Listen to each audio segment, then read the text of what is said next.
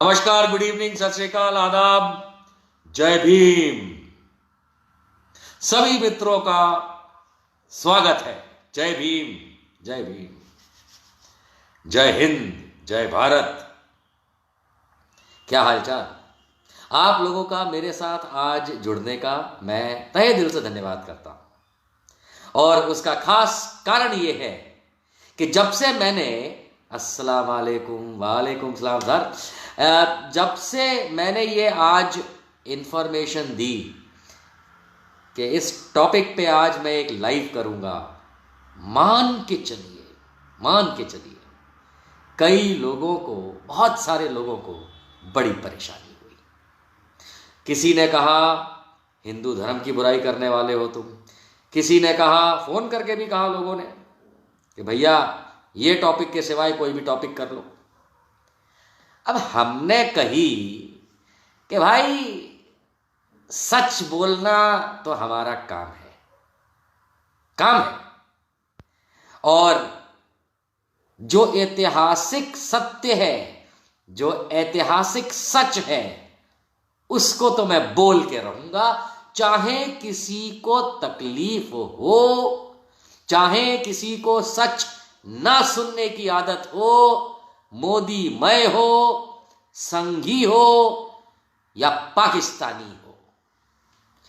इस सरजमीन, भारत की सरजमीन की सच्चाई रोज बोली जाएगी, रोज बताई जाएगी। किसी के अब्बा में दम नहीं है कि मुझे सच बोलने से रोक सके। जाता हूं मेन मुद्दे पे दोस्तों। 25 दिसंबर 1927 इस सरजमीन का वो बड़ा दिन जिसको हर बार, हर रोज भारत के लोगों तक पहुंचाना चाहिए। क्यों? बहुत से लोगों का यह मानना है कि वो तारीख 25 दिसंबर 1927 ये वो तारीख है दोस्तों कि पहली बार हमारे भारतवर्ष में जो जात पात का ताना बाना, वर्ण व्यवस्था का जो ताना बाना, ऊंच नीच का अभिशाप, उसके खिलाफ पहली बार कभी अगर जंग हुई, जंग का आगाज हुआ, शुरुआत हुई, तो वो तारीख 25 दिसंबर 1927 आज से 93 साल पहले की थी। उससे पहले भी लोग लड़े होंगे इस ऊंच नीच के खिलाफ, लेकिन ये तारीख इसलिए महत्वपूर्ण है क्योंकि जिस तरीके से हम जानते हैं दोस्तों कि महात्मा गांधी ने नमक सत्याग्रह किया था, याद है? दांडी यात्रा की थी, दांडी मार्च महात्मा गांधी ने, साथ में हजारों लोग जुड़े थे। यहां तक के आरएसएस, राष्ट्रीय स्वयंसेवक संघ के जनेता और प्रणेता डॉक्टर हेडगेवार पर्सनल कैपेसिटी में महात्मा गांधी के साथ थे। यानी जो दांडी मार्च था, नमक सत्याग्रह जो महात्मा गांधी ने किया था, कितना बड़ा दिन माना जाता है उसको। उसी तरीके से 25 दिसंबर 1927 को जल सत्याग्रह हुआ था, पानी का सत्याग्रह हुआ था। जल सत्याग्रह, पानी सत्याग्रह, पानी जिसको पी के इंसान जिंदा रहता है। हवा, पानी इतना भी मिल जाए तो इंसान जिंदा रह सकता है। भोजन अति आवश्यक है। किसानों का क्या हाल किया है मेरे भारत में इस सरकार ने, वो आपके सामने है। मैंने बहुत सारे डिबेट्स किए हैं, बहुत बार आप लोगों तक पहुंचा हूं, आप जानते हैं इस बात को। लेकिन आज मैं आप लोगों को भारतवर्ष के सर्वप्रथम पहले जल सत्याग्रह की कहानी सुनाऊंगा। जल सत्याग्रह आज से 93 साल पहले 25 दिसंबर 1927 एक बहुत बड़ी मुहिम शुरू हुई इस देश में, बहुत बड़ी मुहिम। और वो मुहिम थी सेल्फ रिस्पेक्ट की, सेल्फ रिस्पेक्ट की, जो कि दलितों के लिए था। दलित बहुत बड़ी संख्या में इस देश में हैं। क्यों है, उनको उस वर्ण में, वर्ग में क्यों डाला गया, मैं वहां नहीं जाना चाहता। मैं वहां किसी दिन किसी स्वामी जी के साथ बैठ के बहस कर लूंगा, लेकिन आज तो मैं सिर्फ आप लोगों को जानकारी देना चाहता हूं। दलितों के साथ जिस तरीके का बर्ताव हमारे देश की जमीन में सैकड़ों सालों से चलता आया है, इस बात से कोई भी अज्ञानी नहीं है कि दलितों के साथ किस तरीके का व्यवहार हमारा देश क्या करता है। 1927 की आज की तारीख 25 दिसंबर को सेल्फ डिग्निटी यानी कि सेल्फ रिस्पेक्ट के लिए दलितों ने पहला कदम बड़े जोर शोर से आगे बढ़ाया। बात है महाराष्ट्र की। जो आज का महाराष्ट्र है, उस समय स्टेट ऑफ बॉम्बे हुआ करता था। उस जमाने में अंग्रेज शासन था। स्टेट ऑफ बॉम्बे यानी कि आज के महाराष्ट्र में एक एरिया है पूरा का पूरा, उसका नाम है कोंकण। और जो कोंकण है, हम जितने लोग महाराष्ट्र को जानते हैं ठीक है, जितने लोग नहीं जानते हैं, कोंकण एक एरिया है जिसके पास समुद्र भी है, पहाड़ भी हैं, कोंकणी लोग होते हैं, कोंकणी भाषा होती है, और क्या बढ़िया लजीज खाना होता है। खैर, कोंकण में एक गांव है, आप गांव कह सकते हैं, जिसका नाम है महाड़। 1927 के 25 दिसंबर को महाड़ गांव में, जो कि कोंकण में है, महाराष्ट्र में, वहां पे बहुत सारे दलित लोग इकट्ठा हुए। और वो क्यों इकट्ठा हुए, कोई तो कारण होगा। महाड़ में दलितों को जो एक महाड़ का जल स्रोत था, यानी कि पानी लोगों को जो पीने का मिलता था, वहां जाने से दलितों को मना किया गया था। ठीक है। अब ये बात समझने की जरूरत है कि ऐसा क्यों हुआ था, क्यों हुआ था। वो इसलिए हुआ था क्योंकि हमारे वर्ण व्यवस्था में, जो कि मनुस्मृति से चली आ रही है, उसके हिसाब से दलित जो हैं, माफ कीजिएगा, अछूत कहलाते थे। तो शर्म की बात है, लेकिन ठीक है, जो था वो बता रहा हूं। वो अछूत कहलाते थे। उन्हें छूना या उनका हमें छूना लोगों को, ये हिंदू प्रथा के हिसाब से गलत था उस जमाने में। कैसी प्रथा थी भाई मैं नहीं जानता, लेकिन ये था। तो दलित जो कि उस जमाने में, माफ कीजिएगा, अछूत कहलाते थे। किसी की भावना को मैं हर्ट नहीं करना चाहता, ना करूंगा, सच्चाई बयान कर रहा हूं। अगर भावनाएं सच्चाई से हर्ट होती हैं, सच्चाई से जिसकी भावना हर्ट होती है, टू हेल विद यू। उनको जो जल स्रोत था, पीने के पानी का स्रोत था महाड़ में, वहां दलितों का जाना मना था, वहां से पानी लेना मना था। तो सैकड़ों दलित 25 दिसंबर को 1927 पहाड़ में इकट्ठे हुए। उससे पहले कलेक्टरेट ने, जो वहाँ का कलेक्टर होता था, कलेक्टरेट, उसने आदेश दिया था कुछ दिन पहले कि यहाँ से हर कोई पानी लेगा, चाहे वो किसी भी धर्म का हो, जाति का हो, प्रजाति का हो। ये जल स्रोत है पानी का, लोगों के पीने का, लेगा, हर कोई व्यक्ति लेगा। ये वहाँ के कलेक्टर ने आदेश दिया हुआ था। लेकिन उस एरिया के जो उच्च कोटि, उच्च वर्ग के हिंदू हुआ करते थे, उन्होंने 25 दिसंबर 1927 से एक दिन पहले यानी कि 24 दिसंबर 1927 को कोर्ट में जाके कलेक्टर के आदेश पे स्टे ले लिया। स्टे, रोक लगवा दी। आप सोचिए कि वहां के लोग जो उच्च वर्ग के थे वो कोर्ट चले गए कि साहब नहीं, हमारे जल स्रोत से तो आप पानी नहीं लेने देंगे दलितों को, और कोर्ट ने स्टे भी दे दिया उस जमाने। तो ये जो सैकड़ों लोग 25 दिसंबर को फिर भी इकट्ठा हुए, उससे पहले पूरी रात वहां के उच्च कोटि के हिंदू, स्वाभाविक है हिंदू में मतलब मैं ब्राह्मणों और क्षत्रियों की ही तो बात कर रहा हूं, उन्होंने हर जगह की वहां जो कि जल स्रोत के आसपास की थी उसकी घेराबंदी करनी शुरू करी। उसकी घेराबंदी करनी शुरू करी और अधिकारियों को कहा कि नहीं भाई यहां नहीं, मतलब पूरा प्रेशर डाला, पूरा प्रेशर डाला वहां के अधिकारियों के ऊपर जो अंग्रेज हुआ करते थे और भारतीय जो उनकी नौकरी करते थे। पूरा प्रेशर डाला वहां के ब्राह्मणों और क्षत्रियों ने कि जो मर्जी हो जाए, 25 तारीख को हमारे पास स्टे है और ये लोग अगर आएंगे तो इनको वहां नहीं जाने देना है।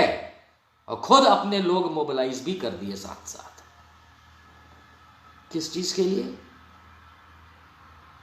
कि दलित जो हैं उन्हें पानी ना मिले। पानी, पीने का पानी ना मिले। कौन पाकिस्तानी रोक रहे थे? ना, पाकिस्तानी नहीं कहना चाहिए,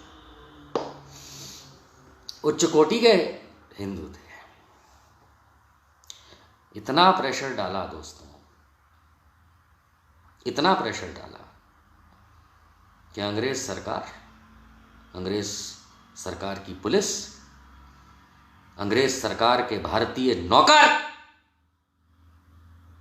उच्च कोटि के हिंदू, इन लोगों ने उन दलित समाज के लोगों को पानी के, पीने के पानी के जल स्रोत तक 25 तारीख को नहीं जाने दिया। 1927।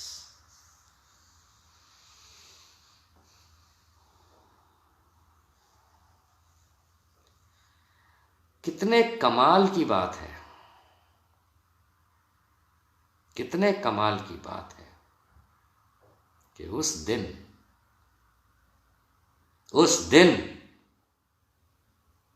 एक आदमी ने, जो उसी महाड़ का था, उसने कहा ये मेरी जमीन है प्राइवेट, दूसरी जगह महाड़ के उस एरिया में नहीं जहां पे पानी का स्रोत था, लेकिन महाड़ गांव में ही बहुत बड़ी जमीन थी, बहुत बड़ी जमीन उस आदमी की, जिसके बारे में अब बताऊंगा। उस आदमी ने कहा कि मेरे प्यारे दलित भाइयों, तुमको पानी के स्रोत तक सरकार नहीं जाने दे रही, तुमको पानी के स्रोत तक उच्च कोटि के हिंदू नहीं जाने दे रहे, तुमको कहीं इकट्ठा नहीं होने दे रहे। चलिए मैं अपनी प्राइवेट जमीन देता हूं, आप सब इस पे आइए। ये उस आदमी ने कहा, बहुत ध्यान से सुनिएगा, ये उस आदमी ने कहा कि मैं अपनी प्राइवेट जमीन पे आप दलित भाइयों का स्वागत करता हूं। आप जितने भी हैं, 100, 50, 500, 1000, 10,000, आप सब मेरी इतनी बड़ी प्राइवेट जमीन जो है उस पे आकर के आप अपना प्रदर्शन, धरना या जो एक्टिविटी करना चाहते हैं कीजिए। जानते हैं उस महाड़ गांव में, उस महाड़ गांव के प्राइवेट जमीन पे सैकड़ों दलितों को इकट्ठा करके अपनी जमीन पे प्रदर्शन धरना करने की जिसने परमिशन दी थी उसका नाम जानते हैं? सोच सकते हैं? मैं बताता हूं। उस महान आत्मा का नाम था फतेह खान। फतेह खान जी, मुसलमान जी, सही बोल रहा हूं। उस महान आत्मा का नाम था फतेह खान, और यस, वो मुसलमान था। उसने हजारों दलितों को कहा, तुम्हें सरकार दुत्कारती है, तुम्हें उच्च कोटि का हिंदू दुत्कारता है, मैं गले लगाता हूं, मेरी जमीन पे आओ। और उनकी जमीन पे महाड़ के सारे दलित 25 दिसंबर 1927 को इकट्ठे हुए।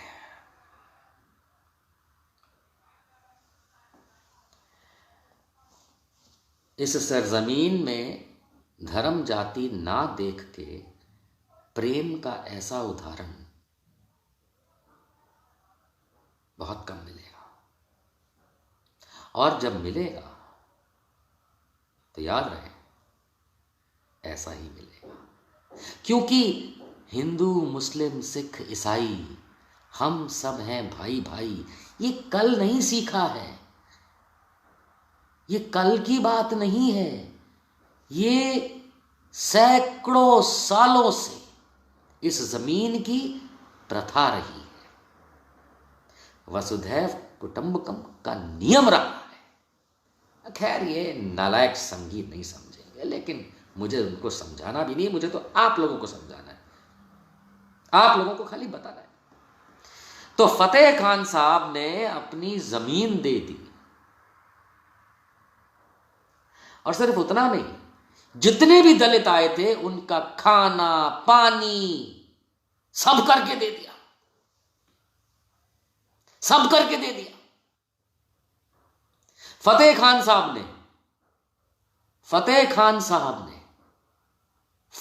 खान मुसलमान ने सारे दलितों को अपनी पर्सनल जमीन पे, प्राइवेट जमीन पे, आज 25 दिसंबर 1927 को, जब भारत के उस समय की अंग्रेज सरकार, उस समय के उच्च कोटि के हिंदू जब हमारे दलित भाइयों को पीने के पानी के लिए मोहताज कर रही थी, तब आप बोलेंगे मैं मुसलमान इतनी जोर से क्यों बोल रहा हूं? क्योंकि वो था। फिर आप बोलेंगे फिर मुसलमान तुम इतने जोर से फतेह खान को क्यों बोल रहे हो? अरे क्योंकि मेरे उच्च कोटि के हिंदू जो थे वो उस समय अमानवीय काम कर रहे थे। किसी को पानी के लिए मोहताज किया जाता है? नहीं किया जाता है। कौन पानी के लिए मोहताज करता है? नहीं बताओ मुझे कौन करता है? पीने के पानी के लिए मोहताज करते हैं उच्च कोटि के नहीं, सबसे निम्न कोटि के लोग होते हैं वो, जो किसी को पानी के लिए मोहताज करते हैं। सुन लो सारे शर्मा पांडे मेरे भाइयों, तुम भी नहीं करोगे ऐसा। उस समय हो रहा था। तब फतेह खान ने महाड़ में उस जगह पे अपनी पर्सनल जमीन पे खाना पानी हर उस दलित के लिए जो वहां पे आया था अरेंज किया, और मेक श्योर किया कि किसी भी चीज में कमी ना रह जाए। क्योंकि वो दलितों को नहीं, वो इंसानों को केटर कर रहा था, वो ब्राह्मणों को नहीं, वो क्षत्रियों को नहीं, दलितों को नहीं। फतेह खान मुसलमान उन सैकड़ों इंसानों की कद्र कर रहा था जिसकी कद्र उस समय की ना तो सरकार कर रही थी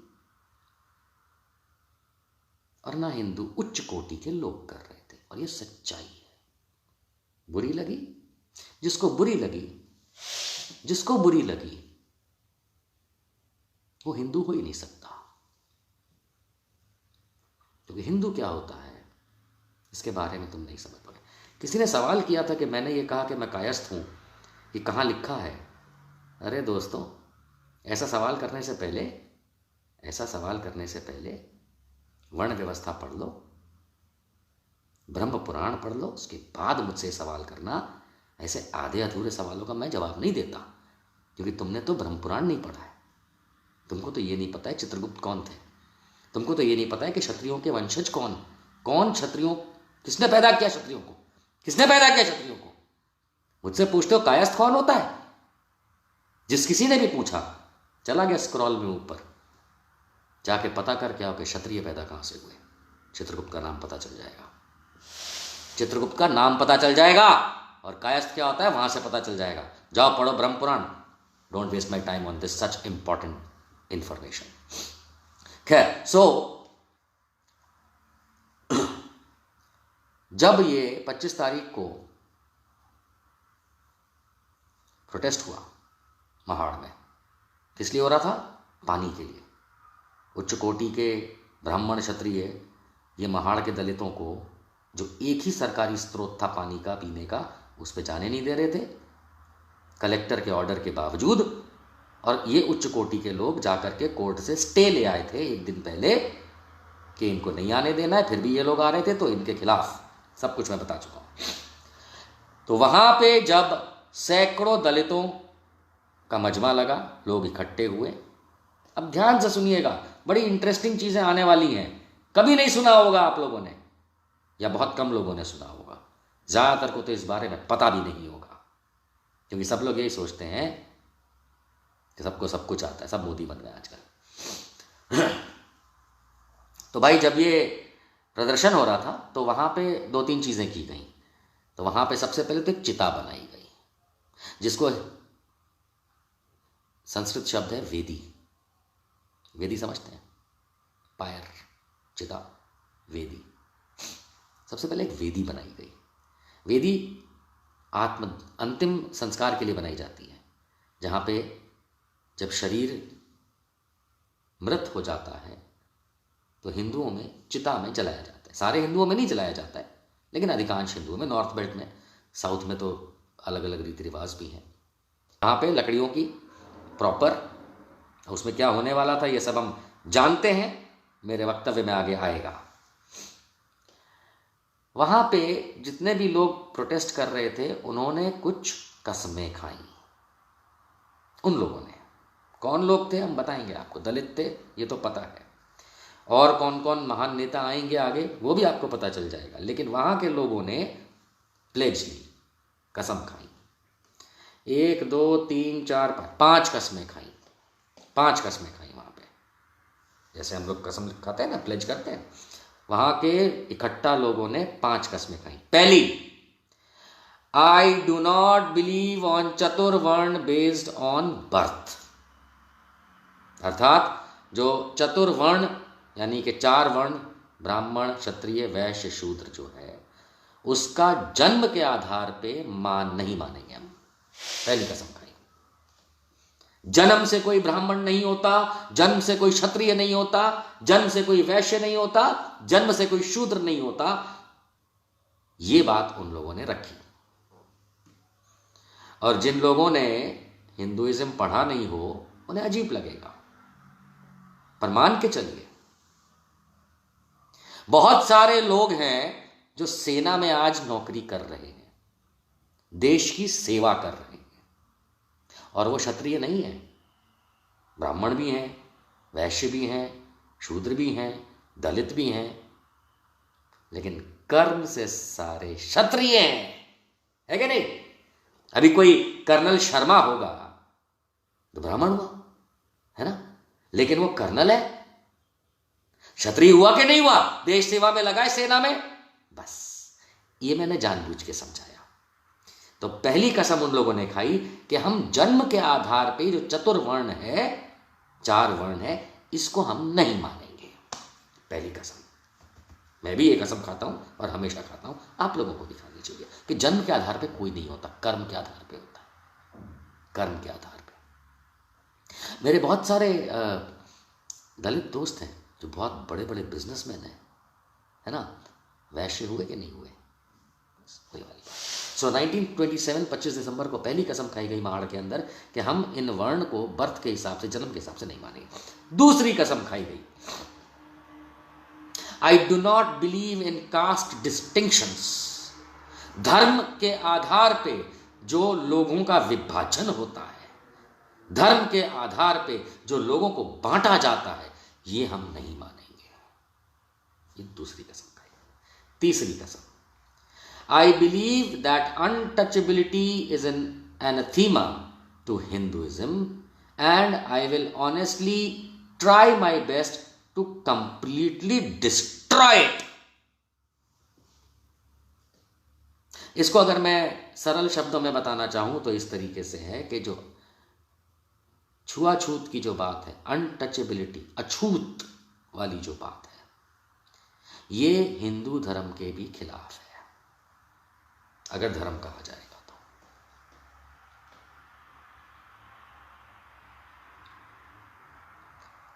शबरी कौन थी?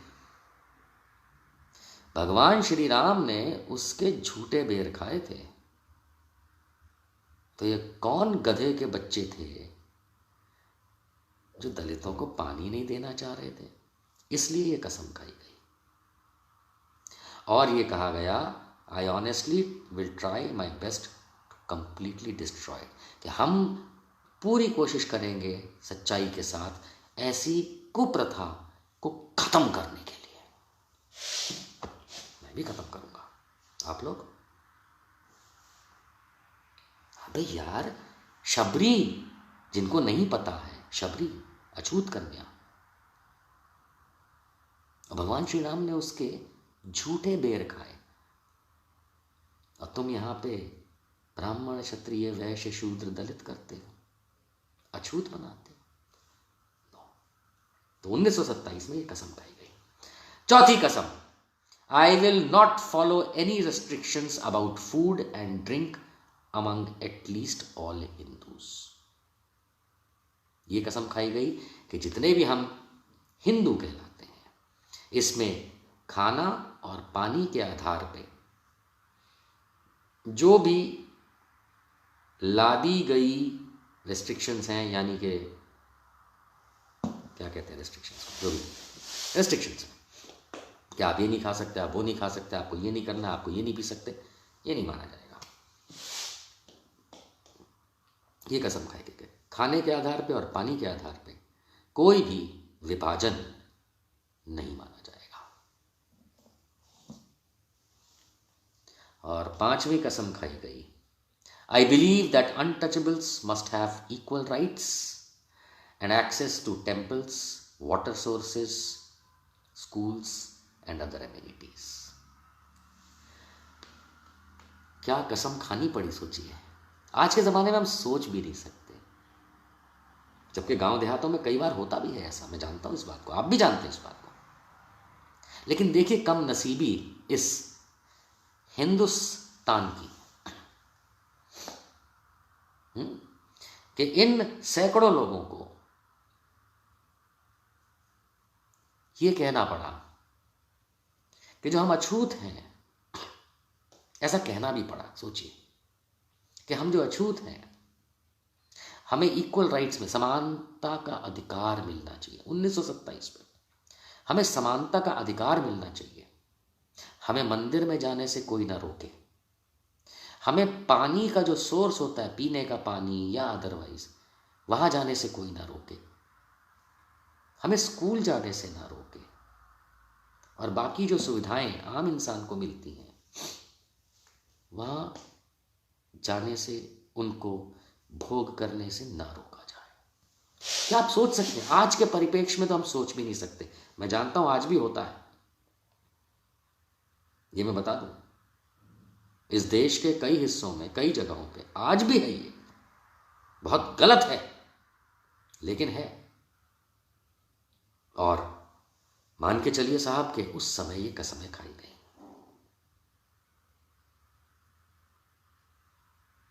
जब ये कसमें खाई जा रही थी,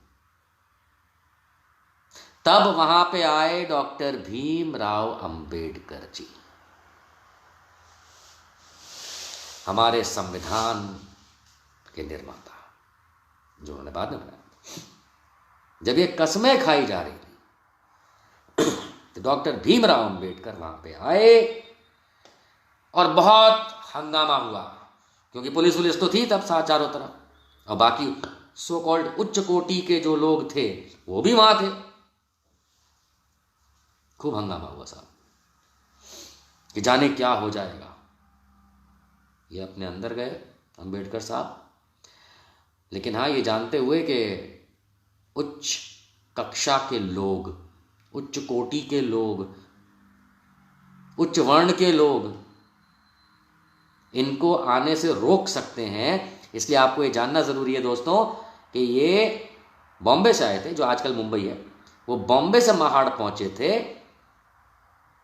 एक नाव में, डॉक्टर अंबेडकर।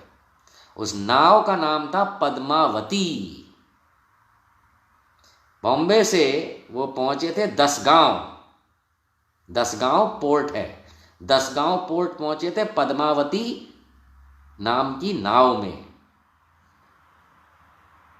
और एक दूसरा रास्ता होता है धर्मातर्क, जो सीधा रास्ता था रोड का, उससे नहीं गए थे। उन्हें पता था कि उनके साथ कुछ ना कुछ किया जा सकता है, तो लंबा रास्ता लिया, लेकिन पहुंचे बड़ा प्लान्ड वे में, अच्छे स्ट्रैटेजी से वहां पर पहुंचे ताकि पहुंच पाए।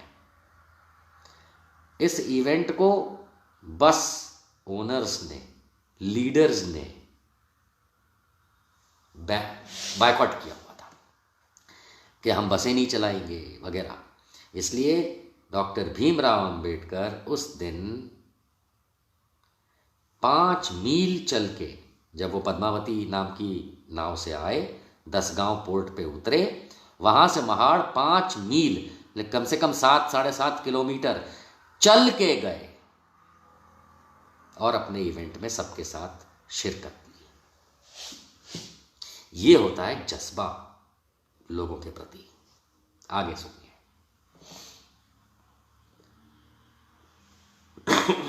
जिस पंडाल में डॉक्टर अंबेडकर थे, पंडाल लगते थे, आज भी लगते हैं, उसके ही ठीक सामने वेदी, जो मैंने बताया, चिता बनाई गई थी। और ये डिसाइड किया गया था कि उस चिता में मनुस्मृति जलाई जाएगी। ये हुआ था 25 दिसंबर 1927 को, ये डिसाइड हुआ था। और 6 लोग जलाएंगे, ये भी डिसाइड हुआ था। मैं पढ़ के बता रहा हूं आपको एक एक चीज। अब आप ये सोचिए कि कैसे अंतिम प्रथा, अंतिम संस्कार किए जाते हैं। तो बड़ा इंटरेस्टिंग है। एक 6 इंच गहरा और 1.5 फीट चौड़ा एक गड्ढा खोदा गया और उसको चंदन की लकड़ी से भर दिया गया। ये थी वो चिता, भर दिया गया। उसके चारों कॉर्नर्स पे बैनर लगाए गए, 3 साइड पे। बैनर पे क्या लिखा था? तो साहब बैनर पे लिखा था मनुस्मृति ची दहन भूमि, मतलब क्रेमेटोरियम फॉर मनुस्मृति। दूसरे बैनर पे लिखा था डिस्ट्रॉय अनटचेबिलिटी, ये जो छूत अछूत की प्रथा है इसको खत्म करो। और तीसरे पे लिखा था इसलिए बता रहा हूं, बुरा मानने की जरूरत नहीं है, बरी ब्राह्मणिज्म, यानी ब्राह्मणवाद को कब्र में डालो। ये 3 चीजें, 3 बैनर लगे थे। देर शाम को 25 दिसंबर 1927 को जब कॉन्फ्रेंस शुरू हुई, यानी कि इवेंट में बात करना शुरू हुआ, तो ये रेजोल्यूशन पास किया गया। जैसे पार्लियामेंट में पास करते हैं वैसे वहां पर रेजोल्यूशन पास किया गया कि मनुस्मृति जलाई जाएगी। अब आती है एक बहुत जरूरी बात जो कि मेरे टॉपिक से भी रिलेट करती है। मैंने टॉपिक में लिखा है कि क्यों जलाई मनुस्मृति, क्यों जलाई भीमराव अंबेडकर जी ने 25 दिसंबर 1927 को। आइए एक खुलासा करते हैं जिसके बारे में नहीं पता होगा आपको, या बहुत कम लोगों को पता होगा। ये जो रेजोल्यूशन पास हुआ था कि मनुस्मृति जलाई जाएगी, ये मांग किसने की थी? किसने की थी मांग कि मनुस्मृति जलाई जाएगी? पता है आपको? नहीं पता। नहीं पता आपको या किसी को नहीं पता। बहुत कम लोगों को पता है, क्योंकि हम ज्ञान के भंडार से बहुत दूर रहने की कोशिश करते हैं। बाबा साहब अंबेडकर ने नहीं कहा था कि मनुस्मृति जलाओ। सोचिए किसने कहा होगा। तब तक मैं उस पानी के 2 घूंट पीऊं जिसके ऊपर ये पूरा जल सत्याग्रह था।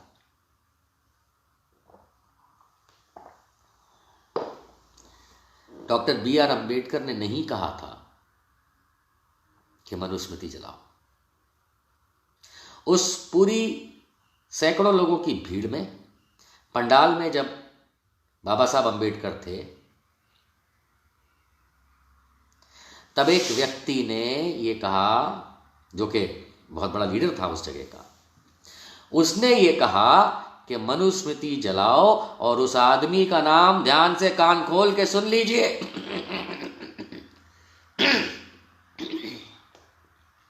यही होता है जब सच बोलने जाता है आम इंसान, गला दबा दिया जाता है। लेकिन मैं सच बोल के रहूंगा।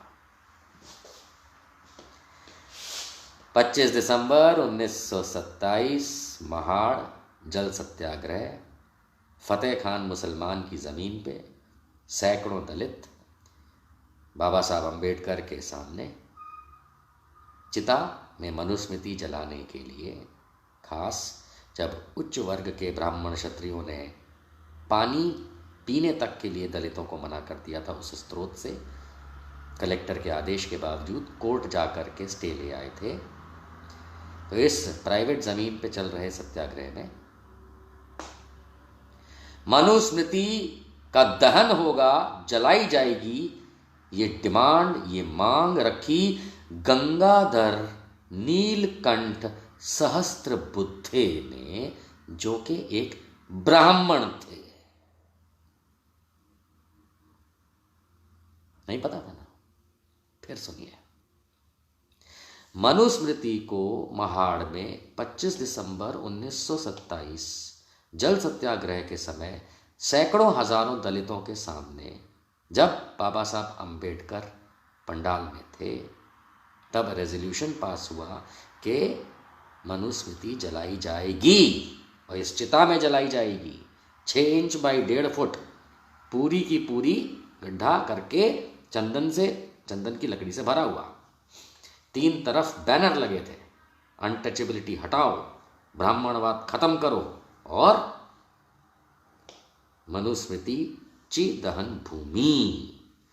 और ये डिमांड मनुस्मृति जलाने की गंगाधर नीलकंठ सहस्त्रबुद्धे ने रखी, जो कि एक ब्राह्मण थे। और उसको सेकंड किया। आपको पता होना चाहिए, रेजोल्यूशन जब लाया जाता है सभा में, कॉन्फ्रेंस में, तो एक आदमी प्रपोज करता है, आदमी औरत कोई भी, एक मेंबर प्रपोज करता है और दूसरा उसको सेकंड करता है। जब सेकंड करता है तब माना जाता है। तो जब ब्राह्मण गंगाधर नीलकंठ सहस्त्रबुद्धे ने मनुस्मृति को चिता में जलाने की प्रपोजल यानी कि मांग की, तो उनका सेकंड किया P.N. राजा भोज ने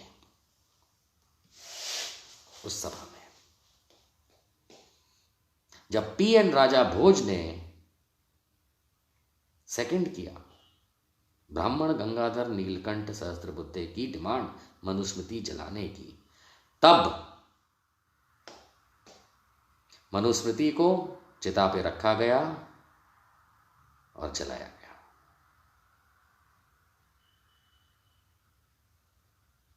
भीमराव अंबेडकर साहब ने ना तो कहा, ना प्रपोज किया, ना सेकंड किया, ना जलाया मनुस्मृति को। हाँ, उन्होंने ऑपोज नहीं किया, उन्होंने मना नहीं किया, और हम सब जानते हैं क्यों। इसलिए आज ये खुलासा आप लोगों के सामने है जब लोग कहते हैं कि भीमराव अंबेडकर जी ने मनुस्मृति को जलाया, नहीं, उन्होंने नहीं जलाया। ब्राह्मण गंगाधर नीलकंठ सहस्त्रबुद्धे ने मांग की मनुस्मृति को जलाने की, और पीएन राजा भोज ने सेकंड किया, और उसके बाद उस चिता पे मनुस्मृति को जलाया गया। हजारों दलितों के सामने, हजारों लोगों के सामने, और बी.आर. अम्बेडकर साहब के सामने। ये है मनुस्मृति को जलाए जाने की बेसिक